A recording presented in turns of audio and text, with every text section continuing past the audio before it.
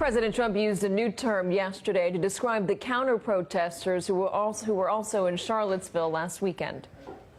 About the alt-left that came charging at the, as you say, the alt-right, do they have any semblance of guilt? Let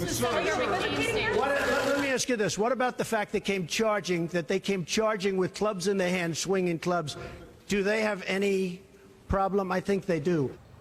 The Anti-Defamation League tells the New York Times there is no such thing as the alt-left, and that the term was probably made up to create a false equivalence with the far right. Joining me now to talk about this is Dante Barry, Executive Director of the Million Hoodies Movement for Justice, and Reverend Tracy Blackman, Executive Minister of Justice and Witness Ministries at the United Church of Christ. She was in Charlottesville during last weekend's violence. Reverend, let's start with you. What do you think of the president coming out and using the term alt-left to say there were many sides or both sides that were responsible for the violence? Thank you for having me, Katie. I feel that that is a ridiculous term, and I reject it outright. The term alt-right was created by Richard Spencer to legitimize the hate groups and the promulgation of hate that he was helping to direct, and to compare peaceful protesters who came out with a message of love. It's ironic that on Friday night, a part of the sermon that I delivered was to remind us that we were not just there to stand for ourselves, but we were there because love is the solution for everyone. So to make a false comparison like that, I thought was unfortunate. And Reverend, you were trapped inside of a church on Friday night? We were. We had a worship service. It was always scheduled to be just a worship service. There was no protest component to it. We wanted to prepare ourselves spiritually because we were going into Saturday morning with the sole purpose of creating an alternative message to the hatred we knew would be there, because we had seen the flyers inviting people to come. They said things like race war. They said things like white people are taking the country back. And so clergy were invited to come and to be a prayerful presence there. And we chose to begin with a worship service. Wonderful, wonderful organizers in Charlottesville put it together. It was a standing room only crowd. And I want to take this moment to say that even on my plane this morning, I received a text from Tracy Buspleway, who was one of the organizers in Charlottesville, asking for me to pray for Tyler McGill.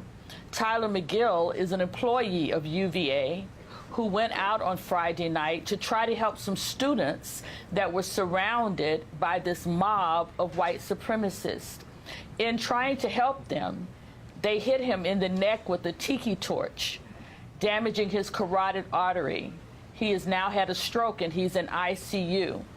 So I asked the question, if this was a blame on both sides, why aren't there injuries on both sides? Today was the funeral of Heather Heyer.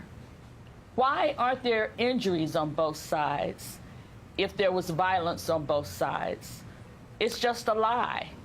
And it shames me to have to say that the President of the United States is lying.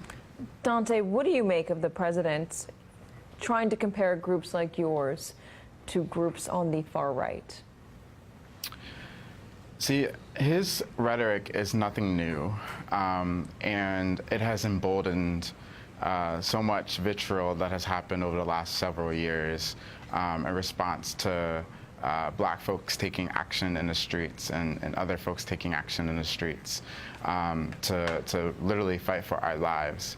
And I think that what we're seeing here, right, is that he continues to reject denouncing this hate, the white supremacist violence that has happened, and we've seen this happen in response to Charleston and so I think this is nothing new.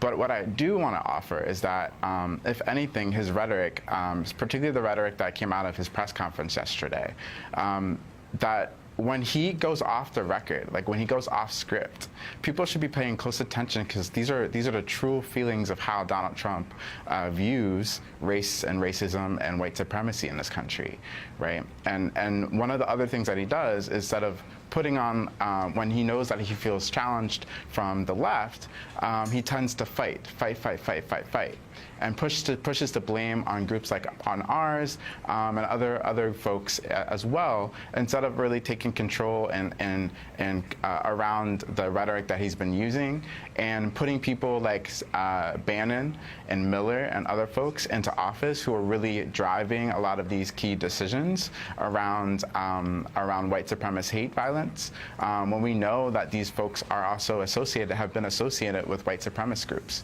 So I think here is bottom line, right, is that we need to be able to see the right right now, to be very clear about who Donald Trump is and the types of people that he's putting into his administration. By far, they have been emboldening this type of violence, and I can expect that moving forward, we need to continue to keep the pressure up to hold them accountable to this violence that they have been moving across the country. Dante Barry and Reverend Tracy Blackman, thank you both very much for joining us.